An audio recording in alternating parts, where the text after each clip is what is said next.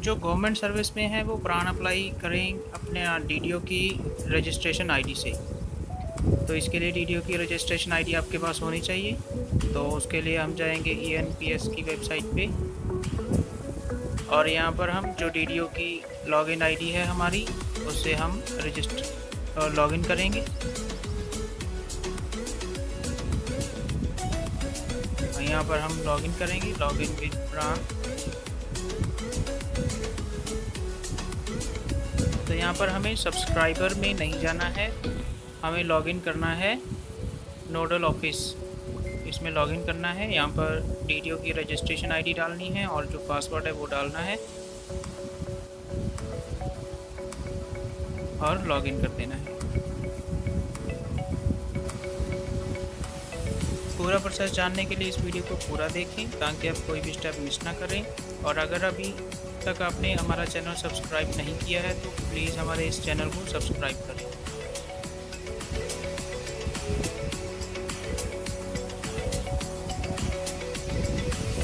और उसके बाद में यहाँ पर हमें जाना है सब्सक्राइबर रजिस्ट्रेशन। सब्सक्राइबर रजिस्ट्रेशन, यहाँ पर ऑनलाइन रजिस्ट्रेशन और यहाँ पर हमें चूज़ करना है न्यू रजिस्ट्रेशन। न्यू रजिस्ट्रेशन को सबमिट करना है। हाँ, और यहाँ पर आपको अपनी डिटेल सब भर देनी है, उसे सेव करना है और सबमिट करना है।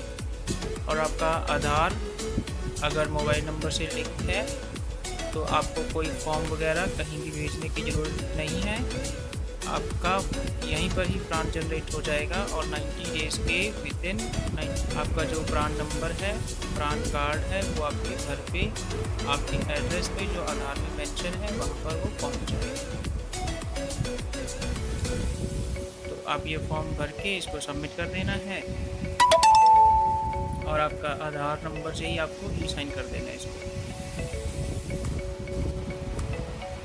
कैसे आपको आधार से ई साइन कैसे करना है इसके लिए मैंने एक अलग से वीडियो बनाई हुई है, तो उसका लिंक मैं डिस्क्रिप्शन में दे दूँगा, तो आप वहाँ से उसे भी देख सकते हैं।